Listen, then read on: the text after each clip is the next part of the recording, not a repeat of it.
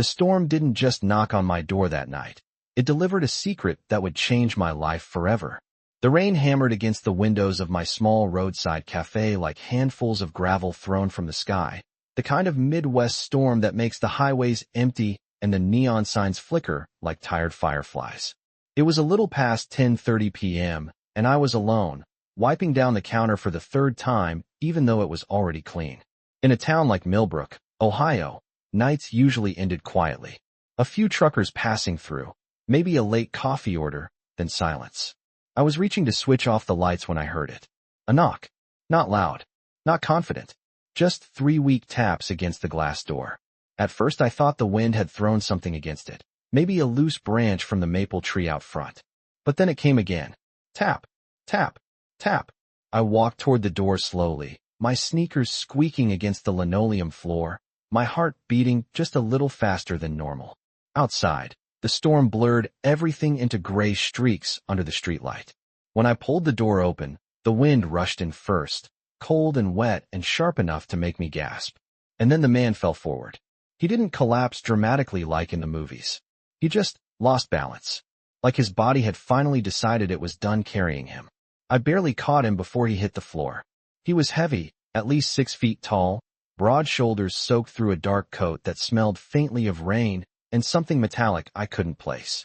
His breathing was slow but steady, and even in the dim cafe light I could see he was injured, though not in a way that looked frightening or graphic, just the kind of deep exhaustion that comes after something serious. For a moment I froze, kneeling there with this complete stranger leaning against me while thunder rolled somewhere beyond the highway. Every instinct told me I should call 911 immediately. That's what normal people do when an unknown man collapses in their doorway during a storm. But something about him made me hesitate. Maybe it was the way his hand tightened slightly around my sleeve, like he was trying to stay conscious. Maybe it was the quiet determination in his face even while unconscious. The look of someone who refused to quit no matter how tired he was. I dragged him inside, shut the door against the wind, and locked it. My tiny cafe suddenly felt smaller with him there, like the air itself had grown heavier.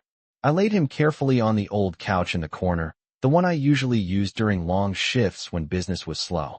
Up close I noticed details that made no sense for someone wandering into a roadside cafe in the middle of a storm. His coat was expensive. His watch looked like something you'd see behind glass in a jewelry store. And his hands, though rough with faint scars, moved with the controlled stillness of someone used to staying calm in difficult moments. I grabbed a clean towel and a glass of water, telling myself I was just helping a stranger survive the night. That was all. I didn't know his name. I didn't know where he came from. And I definitely didn't know that somewhere beyond the storm, people were already searching for him. People who feared him. Because the man I had just sheltered from the rain wasn't just another traveler passing through town. He was a storm all his own. I told myself the man on my couch was just a stranger caught in a storm, but the longer I looked at him the less that explanation made sense. The cafe was quiet except for the steady drumming of rain against the windows and the low hum of the old refrigerator behind the counter. I wrung out the towel in the sink and came back to the couch, kneeling beside him again. Up close, he looked even more unusual for someone who had stumbled into a roadside place like mine. His dark hair was damp from the rain, pushed back from a face that looked calm even in exhaustion. Not soft, not careless, but controlled. Like someone who spent his life thinking 3 steps ahead of everyone else in the room. His coat had slipped open when he collapsed, and I noticed the fabric underneath was tailored, the kind of clothing you do not buy at the mall in Millbrook. I carefully cleaned the rain and dirt from his forehead, trying not to wake him yet. His breathing stayed slow and steady, which reassured me more than anything else. Whatever had happened to him earlier, he was stable now. Still, a question kept circling my mind like a persistent mosquito.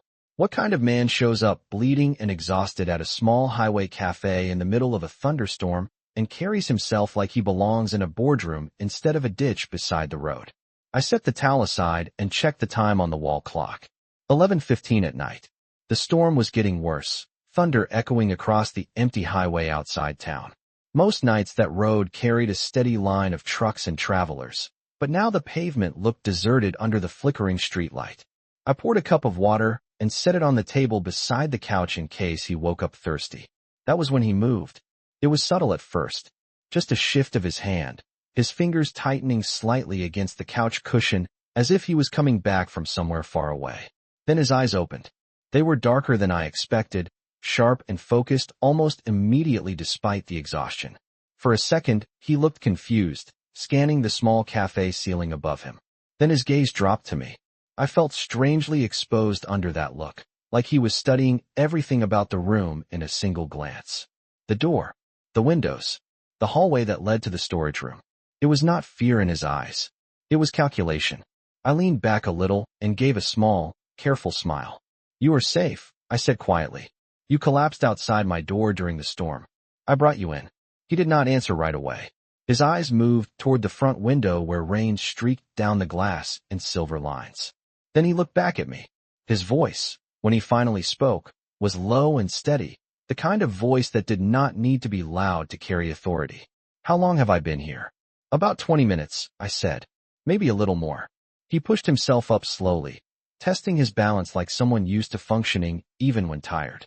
I instinctively reached out to steady him, but he raised one hand slightly, not rudely, just enough to say he could handle it himself. The movement was calm and precise. Another detail that made my curiosity grow stronger. He sat there quietly for a moment, listening to the storm. Outside. Then he looked directly at the front door. "Lock it," he said. The words were not a request. They were not aggressive either. Just certain, like he expected the world to respond when he spoke. I hesitated for half a second before standing up and turning the deadbolt again, even though I had already locked it earlier. Something about the seriousness in his expression made me do it without arguing. When I turned back, he was watching the window again. The rain had slowed slightly, but the night still looked thick and dark beyond the glass. "Are you in trouble?" I asked before I could stop myself. His eyes shifted to me again. For a moment, I thought he might ignore the question. Instead, he reached for the glass of water, drank half of it in one long swallow, and set it back down. His expression did not change. "Everyone is in trouble during a storm," he said quietly. "Some people just know it sooner than others." I frowned slightly, unsure whether that was supposed to be an answer. Then he leaned back against the couch again, closing his eyes briefly as if gathering strength. The strange tension in the room settled for a moment, but something inside me told me the night was far from over. Outside, far down the empty highway, headlights appeared through the rain. The headlights grew brighter through the rain, cutting long white lines across the empty highway like silent warnings. I noticed them first because the cafe windows faced the road, and at that hour every passing vehicle stood out. Normally I would not think twice about a car driving through Millbrook in the middle of a storm, but something about the way the man on my couch suddenly sat upright made my stomach tighten. His eyes had already moved to the window before I even spoke. For someone who had collapsed 20 minutes earlier, he looked fully alert now. Not relaxed, not comfortable, alert, like a man who had been waiting for something he hoped would not arrive. The headlights slowed as they approached the parking lot outside the cafe. Then a second pair appeared behind the first. 2 vehicles, both large, both dark enough that their shapes blurred under the rain. I heard the tires roll across the wet gravel as they turned into the lot. The sound seemed louder then. It should have been, echoing through the quiet building. I turned toward the man automatically. "Do you know them?" I asked. His answer came instantly. "Turn off the lights." The tone in his voice had changed slightly. Still calm, still controlled, but firmer now, like someone giving instructions during an emergency drill. Without arguing, I walked behind the counter and flipped the main switch. The cafe fell into darkness except for the faint glow from the refrigerator and the dim orange streetlight outside. The headlights from the vehicles spilled across the floor in long pale stripes through the windows. My heart was beating faster now, not because I knew what was happening, but because the man on the couch clearly did. I moved quietly back toward him. He was already standing beside the couch, steady despite everything. He looked taller now, his shoulders filling the small room with a presence I had not noticed earlier when he was unconscious. He stepped closer to the window but stopped just short of the glass, careful to remain in the shadows. "Who are they?" I whispered. His eyes stayed fixed on the vehicles outside. "People who do not belong in a town like this," he said quietly. The first SUV stopped directly under the streetlight. Rain streaked across its dark surface as the engine idled. The second one parked beside it. For a moment nothing happened. No doors opened. No one stepped out. The silence stretched longer than it should have, making the air inside the cafe feel heavier. Then the man beside me spoke again, almost to himself. They are searching. The word made my chest tighten. Searching for what? His gaze finally moved to me. For someone who had never met me before tonight. He looked at me with surprising seriousness. For me, he said. The simplicity of the statement sent a cold ripple through my thoughts. I glanced back toward the parking lot. 2 large vehicles. Dark windows. Engines running. This was not normal highway traffic. Are they dangerous? I asked quietly. He considered the question for a moment before answering. Everyone becomes dangerous when they believe they are losing something important. That was not exactly comforting. I folded my arms instinctively, suddenly aware that my quiet little cafe had turned into the hiding place for a man being hunted by people in expensive vehicles during a thunderstorm. The situation felt unreal, like I had stepped into the middle of a story I did not understand. Outside, one of the SUV doors finally opened. A tall figure stepped out under the rain, his silhouette blurred by the storm and the glow of the streetlight. The man beside me watched carefully but did not move closer to the door. Instead, he stepped slightly back into the deeper shadows of the cafe. If they come inside, he said quietly, you will tell them you are alone tonight. I looked at him, confused. And you? His expression remained steady. You never saw me. For a second I considered arguing. The idea of lying to strangers in the middle of the night did not exactly sound appealing. But something about the calm certainty in his voice made me realize that this man was used to situations like this, used to planning several moves ahead. Outside, the figure near the SUV slowly turned toward the cafe windows. I held my breath without realizing it. The rain continued to fall steadily against the glass as the stranger looked toward the dark building. Beside me, the man who had collapsed at my door only an hour earlier remained perfectly still. Then he spoke one more quiet sentence that made the room feel colder. Tonight, he said, depends on whether they believe you. I could hear my own heartbeat louder than the rain as the man outside the SUV slowly walked toward the cafe door. Each step across the wet gravel sounded deliberate, unhurried, like someone who already knew what he expected to find. Inside the dark cafe, the air felt tight and still. I stayed behind the counter exactly where I had been wiping it earlier, trying to look like someone who had simply been closing up for the night before the storm arrived. Behind me, somewhere in the deeper shadows near the hallway that led to the storage room, the stranger I had pulled inside earlier stood completely silent. If I had not known he was there, I might have believed I was alone. The figure outside reached the glass door and paused. For a moment he only looked in, his face partially hidden by rain and the reflection of the streetlight. Then he knocked. This time the sound was firm and confident, nothing like the weak taps that had brought the injured man to my door earlier. 3 solid knocks. I took a breath and walked toward the entrance. My hand hovered near the lock for a second before I opened it just a few inches. The wind pushed cold rain into the doorway immediately. The man outside was tall, wearing a dark coat and standing with the relaxed posture of someone who expected cooperation. Evening, he said politely. His voice carried the smooth confidence of someone used to asking questions and receiving answers. Sorry to bother you this late. My friend and I are looking for someone who might have passed through here tonight. I kept my voice steady. I was closing up because of the storm. There has not been anyone here for hours. He studied my face for a moment. His eyes were calm but observant, like he was measuring every word I said. The rain continued to fall behind him, tapping steadily against the pavement and the roof of the cafe. He glanced briefly over my shoulder into the dark interior. Mind if I take a quick look inside? He asked. Just to be sure. My stomach tightened instantly. I remembered the quiet instruction from the man hiding in the shadows. You never saw me. I forced a small apologetic smile. I would rather not. I am here alone tonight, and the place is already closed. The man outside held my gaze for another long second. Then he nodded slowly, as if accepting the explanation. Of course. I understand. He stepped back slightly from the doorway, and for a moment I thought that would be the end of it. But instead he asked one more question. You did not happen to see a tall man pass by earlier this evening? Dark coat. Possibly injured. The description landed in the air between us like a stone dropped into still water. I shook my head carefully. I have not seen anyone like that. The highway has been empty because of the storm. His expression remained polite, but something behind his eyes sharpened slightly, as though he sensed the answer he received was not the entire truth. Still, he did not push further. Instead, he glanced once more toward the empty highway, then back at the cafe. Well, thank you for your time. If you happen to notice anything unusual tonight, you should contact the sheriff in town. Safety is important during storms like this. I nodded. I will remember that. He gave a final courteous nod and stepped back into the rain. I slowly closed the door and turned the lock again, my hands suddenly colder than before. Through the window, I watched him walk back toward the SUV where another figure waited beside the vehicle. They spoke briefly before both men climbed inside.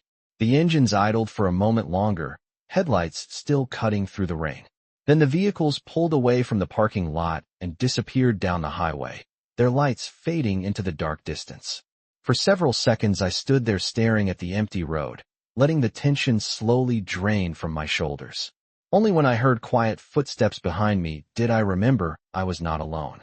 The man I had sheltered stepped out from the shadows near the hallway, his expression thoughtful as he watched the empty highway through the glass. After a moment, he spoke softly, almost like he was confirming a calculation in his mind. They are more patient than I expected. I turned toward him, still trying to steady my breathing. Who were they? I asked. He looked down briefly, then back toward the door. People who do not like losing control of a situation. The answer felt incomplete, but something told me it was the most explanation I was going to get tonight. Outside, the storm continued to fall steadily over the quiet town of Millbrook, but the real tension had not left with those SUVs. In fact, as the man beside me quietly studied the empty road, I had the strange feeling that the night had only just begun. For a long moment, neither of us spoke. The rain kept falling outside, softer now, but steady enough to blur the highway lights into pale streaks across the darkness. I finally walked back toward the counter and turned on only the small lamp above the coffee machine. A warm yellow glow filled part of the cafe, leaving the rest of the room in gentle shadows. The stranger watched the light carefully, as if he was measuring whether it was safe. When he realized the SUVs were truly gone, some of the tension in his shoulders eased, though not completely. You handled that well, he said quietly. I let out a small breath I had been holding since the knock at the door. I did not know I was being tested, I replied. His mouth curved slightly at that, almost a smile, but not quite. Every moment is a test when certain people are looking for you. I leaned against the counter and crossed my arms. You still have not told me why they are looking for you. He studied me for a second before answering. Then he walked toward the counter slowly, the calm control in his movements even more noticeable now that the danger had passed. His eyes moved around the room again, noticing details most people would ignore. The old jukebox in the corner, the pie display near the register, the faded photograph of Millbrook from the 1950s hanging near the coffee station. It was like he was memorizing the entire place. What is your name? He asked. Emily Carter, I said. I own the cafe. His gaze returned to mine, and he nodded slightly, as though filing the information away. Emily Carter. The way he said my name sounded deliberate, careful, like names mattered where he came from. I waited a moment before asking the obvious question. And you are? He hesitated. For the first time since he arrived, uncertainty passed through his expression. Not fear exactly. More like calculation about how much truth he could allow into the room. Adrian, he said finally. Just Adrian. I raised an eyebrow. Just Adrian. That sounds like the kind of answer someone gives when they are hiding the rest. His eyes held mine steadily. Sometimes the rest causes more problems than it solves. I poured 2 cups of coffee without asking if he wanted one. Something told me he had not slept much recently. When I slid the mug across the counter, he accepted it with a small nod of appreciation. The storm outside had begun to fade, the thunder now distant over the hills beyond town. Inside the cafe, the quiet felt almost peaceful again. Almost. But my mind kept returning to the vehicles that had just left and the way Adrian had watched them like a man expecting trouble. Those men asked about someone injured, I said carefully. Adrian took a slow sip of the coffee. His expression remained calm, though I noticed his eyes flick briefly toward the window again before answering. That description probably matches several people tonight. I leaned forward slightly. You know that is not what I meant. A faint trace of honesty finally appeared in his voice. They were looking for me. The words hung in the air between us. I stared at him for a moment, letting the reality settle into place. I had hidden a stranger in my cafe while people in expensive vehicles searched the highway for him. That kind of situation did not belong in a quiet town like Millbrook. What did you do? I asked quietly. Adrian did not answer right away. Instead, he looked down into the dark coffee in his mug, as if the surface held a memory he would rather avoid. After a few seconds, he set the cup on the counter and lifted his eyes back to mine. The answer he gave was simple, but carried a weight I did not fully understand yet. I built something powerful, he said, and powerful things make enemies. I studied him carefully now. The expensive coat, the watch, the quiet authority in the way he spoke and moved. None of it matched the story of a traveler passing through during a storm. My voice dropped slightly as another thought formed. Those men out there did not look like police. Adrian shook his head once. They are not. Then who are they? He leaned back against the counter, his expression calm but distant again. People who would prefer that I disappear. The cafe fell quiet once more. Outside, the storm clouds were beginning to break, revealing a faint line of moonlight over the empty highway. Inside, I realized something that made my stomach tighten again. The men in those SUVs had left. But the reason they came here in the first place was still standing in front of me drinking coffee. The cafe felt strangely calm after Adrian spoke those words, as if the storm outside had carried the worst of the tension away with it, leaving only the quiet aftermath behind. I looked at him across the counter, trying to decide whether I should be more afraid of the men who had come searching for him or the man standing in front of me now. He did not look like someone running from danger. He looked like someone who had lived with danger for so long that it had become a normal part of his life. Adrian finished the coffee slowly, his movements careful but steady. The exhaustion that had knocked him unconscious earlier was still there beneath the surface, but now it was balanced by a sharp awareness of everything around him. His eyes moved toward the front windows again where the rain had almost completely stopped. The highway beyond the glass was empty and silent under the pale moonlight that had finally pushed through the clouds. They will come back, he said quietly. The statement made my chest tighten again. I had hoped those SUVs disappearing down the road meant the problem had ended for the night. You sound very certain about that, I replied. Adrian placed the empty mug on the counter and nodded once. People who are determined rarely give up after one visit. They will check every place within 10 miles of that highway. Eventually, they will return here again to make sure they did not miss anything. I rubbed my hands together slowly, trying to warm my fingers that had gone cold again. Millbrook was not a place where strangers searched buildings in the middle of the night. The most dramatic thing that usually happened here was a power outage during a winter storm.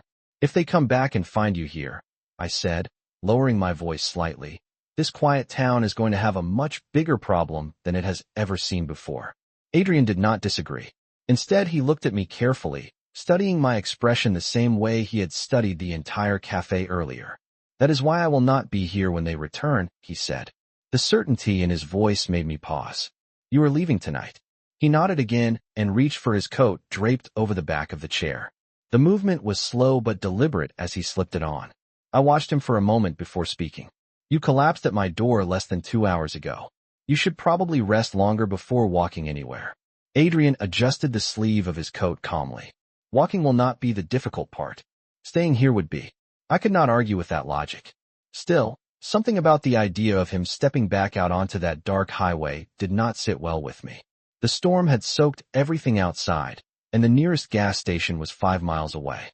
The town sheriff did not even patrol this stretch of road after midnight, unless someone called. Him. Where are you planning to go? I asked. Adrian glanced toward the window again, where the moonlight reflected off the wet pavement.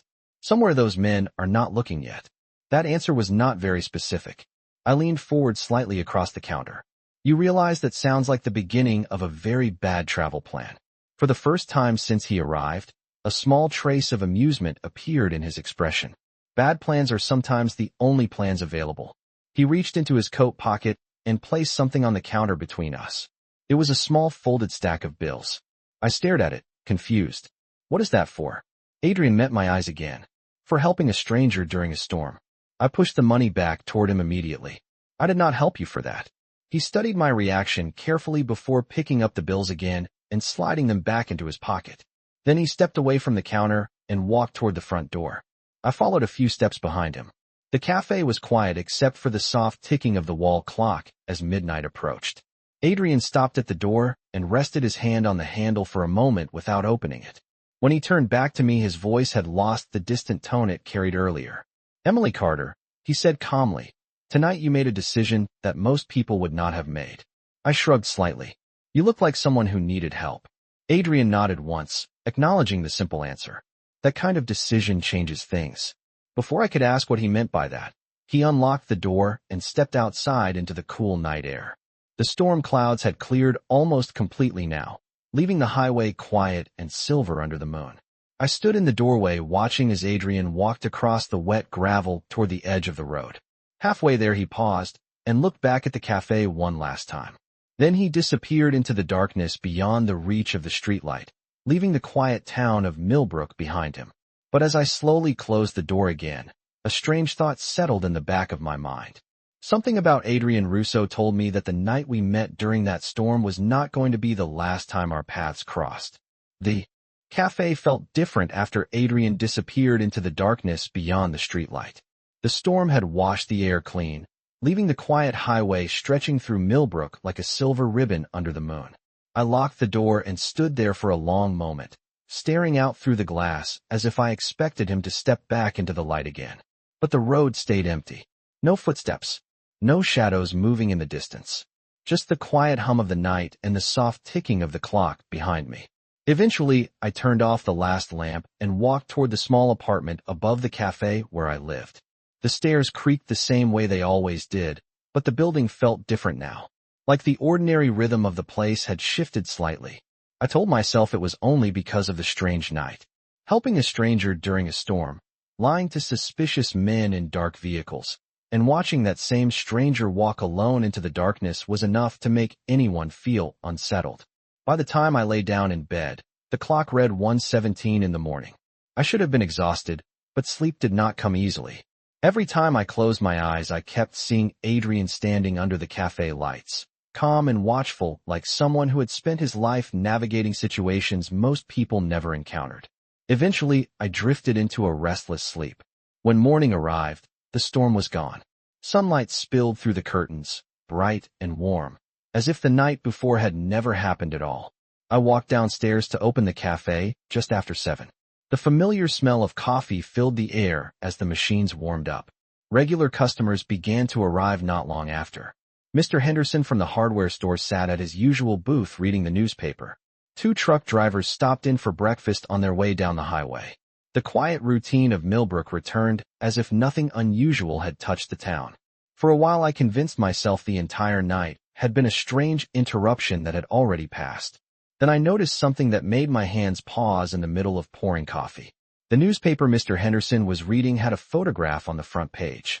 I could not see it clearly from across the cafe at first, but something about the image made my attention linger. I carried a fresh cup of coffee over to his table and set it down. "Morning, Emily," he said without looking up. "Busy night with that storm." I glanced down at the paper casually, pretending to check the headline. And then I froze. The photograph showed a man in a dark suit standing beside several other men outside a large building somewhere in the city. The headline above the picture read in bold letters that could not be ignored: "Business leader Adrian Russo missing after late night incident." For a second my mind refused to connect the image on the page with the man who had been sitting in my cafe drinking coffee only hours earlier. But there was no mistake. The same steady eyes. The same calm expression. Adrian Russo. I stepped back slowly from the table, my thoughts suddenly racing. Mr. Henderson turned the page and continued reading, completely unaware that the quiet cafe owner standing beside him had sheltered the man in that photograph during the storm. I walked behind the counter again, pretending to wipe the surface while my mind tried to understand what I had just learned. Adrian had said he built something powerful. Now the newspaper confirmed it. The article described him as a man whose influence stretched far beyond ordinary business. A man known in cities far larger than Millbrook. A man who rarely disappeared without explanation. My pulse quickened slightly as I realized what that meant. The men in those SUVs had not been random strangers searching a highway. They had been searching for him. And if the newspaper already knew Adrian Russo was missing, it would only be a matter of time before more people started looking for him again.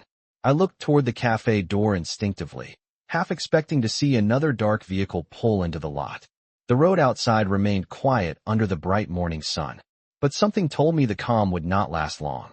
Because somewhere beyond the peaceful streets of Millbrook, powerful people were still searching for Adrian Russo. And now, whether I wanted it or not, I was part of the story they were trying to find. I tried to focus on the ordinary rhythm of the cafe that morning, but the newspaper headline kept echoing in my mind long after Mr. Henderson folded the page and left for his hardware store. The photograph of Adrian Russo stayed burned into my thoughts with uncomfortable clarity. I had served coffee to a man whose name was apparently known far beyond our quiet town, a man whose disappearance was important enough to make the front page. The more I thought about it, the more unreal the entire situation felt. Customers came and went throughout the morning just like they always did. Plates clinked against the counter. The coffee machine hummed steadily. A group of high school students stopped in for pancakes before class. Yet underneath the familiar sounds of the cafe, there was a quiet tension in my chest that refused to fade. Around 11:30 the lunch crowd started to build, and I forced myself to focus on work. Orders were called out, sandwiches were wrapped, and the steady movement behind the counter kept my mind occupied. For a while I almost convinced myself the night before had been nothing more than a strange coincidence. Then the bell above the door rang again.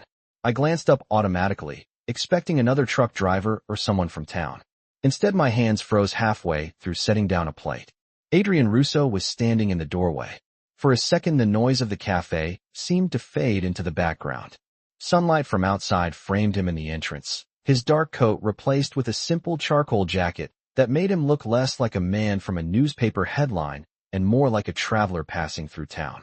But the calm focus in his eyes was exactly the same as the night before. A few customers turned their heads briefly when he walked in, but no one recognized him. In Millbrook, powerful men from distant cities were not something people expected to see ordering lunch. Adrian stepped up to the counter quietly, as if returning to the cafe was the most natural thing in the world. "Good afternoon, Emily Carter," he said in that same steady voice. I stared at him for a moment before finding my words. "You disappeared into the highway last night. I assumed you were halfway across the state by now." Adrian gave the faintest hint of a smile. "That was the plan. Something changed it." I glanced around the cafe instinctively before lowering my voice. "You do realize your photograph is on the front page of the newspaper this morning?" He nodded once, completely unsurprised. "Yes, I expected that." "Then why come back here?" I asked quietly. "If people are searching for you, this seems like the worst possible place to return to." Adrian leaned slightly against the counter, his attention moving briefly across the cafe before settling back on me. "Because the men looking for me already searched this place once," he said calmly. "They believe they found nothing. That makes it the safest location within 20 miles. I blinked in disbelief. "You came back because they already checked here." He nodded again, as if explaining a simple equation. People rarely look twice in the same place when they believe they were thorough the first time. I exhaled slowly, trying to process the logic. "You realize that puts me directly in the middle of whatever situation you are involved in." Adrian studied my expression carefully, and for the first time his voice softened slightly. "You were already in the middle of it the moment you opened the door during the storm." The truth in that statement was difficult to argue with. I folded my arms across the counter and looked at him more closely. In the daylight, he appeared less like a mysterious traveler and more like exactly what the newspaper had described. A man used to command, influence, and control. "So what happens now?" I asked. Adrian glanced once toward the cafe windows where the quiet road stretched through town under the afternoon sun.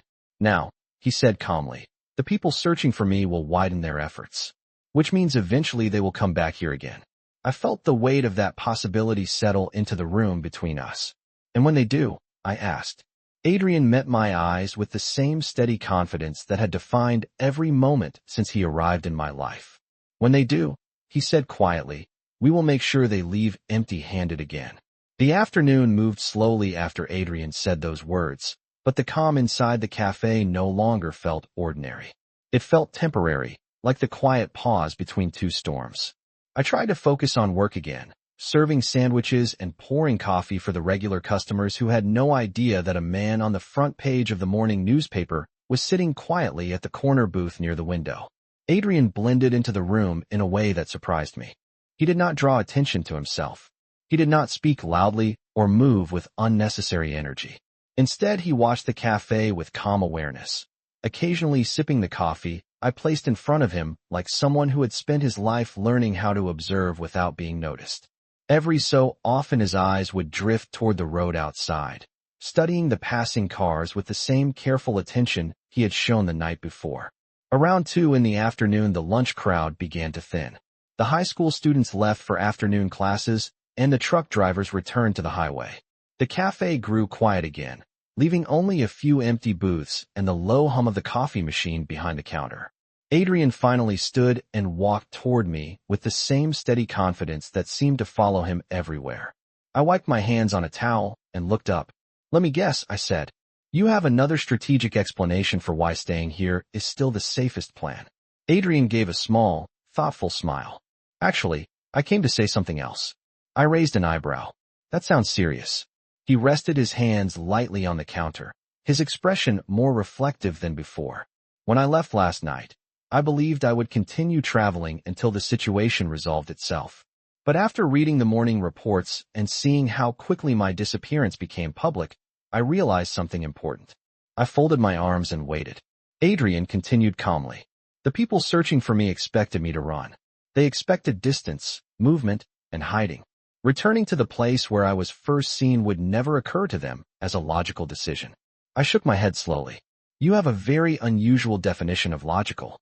"Perhaps," Adrian admitted quietly, "but unusual strategies often work best." I studied him carefully for a moment. Beneath the calm tone and controlled posture, I could see the weight of responsibility behind his decisions. Whatever world Adrian Russo came from, it was clearly larger and more complicated than anything Millbrook had ever experienced. "So what happens when those men return again?" I asked. Adrian looked toward the window where the afternoon sun reflected across the empty road. "When they return," he said, "they will expect fear. People hiding secrets usually show fear when confronted." I considered that for a moment. "And your plan is what exactly?" Adrian looked back at me with the same calm confidence that had carried him through every moment since the stormy night we met. "My plan is to remove the reason they are searching this town at all." The statement surprised me. "You are leaving again." He nodded once. "Tonight." The words settled into the room quietly. For some reason, the idea of Adrian disappearing into the darkness again felt different this time. The storm that had brought him here was gone, and yet the tension surrounding his presence had not disappeared with the rain. I leaned slightly against the counter and asked the question that had been forming in my mind since he walked through the door earlier. "Why tell me all of this?" Adrian looked at me for a long moment before answering. "Because last night you chose to help someone you did not know. That kind of choice deserves honesty in return." His voice remained calm, but carried a quiet sincerity that had not been there earlier. I glanced around the cafe, at the familiar tables and windows that had been part of my daily life for years. Somehow, in less than 24 hours, the quiet building had become connected to a story far larger than our small town. I met Adrian's eyes again. "So tonight you disappear again, and everything goes back to normal." Adrian considered that thought carefully. Then he gave a small nod. "For Millbrook," he said softly, "I certainly hope so." Outside, the sun began to dip toward the western hills, casting long shadows across the quiet highway. The peaceful town continued its ordinary afternoon, without realizing that the stranger who arrived during last night's storm had briefly turned the small roadside cafe into the center of a story few people would ever fully understand. And as Adrian Russo stepped back toward the corner booth to wait for evening, I realized one final truth about the night that had changed everything. Sometimes the most powerful storms do not arrive with thunder at all. Sometimes they simply knock quietly on your door and wait to see if you are brave enough to open it.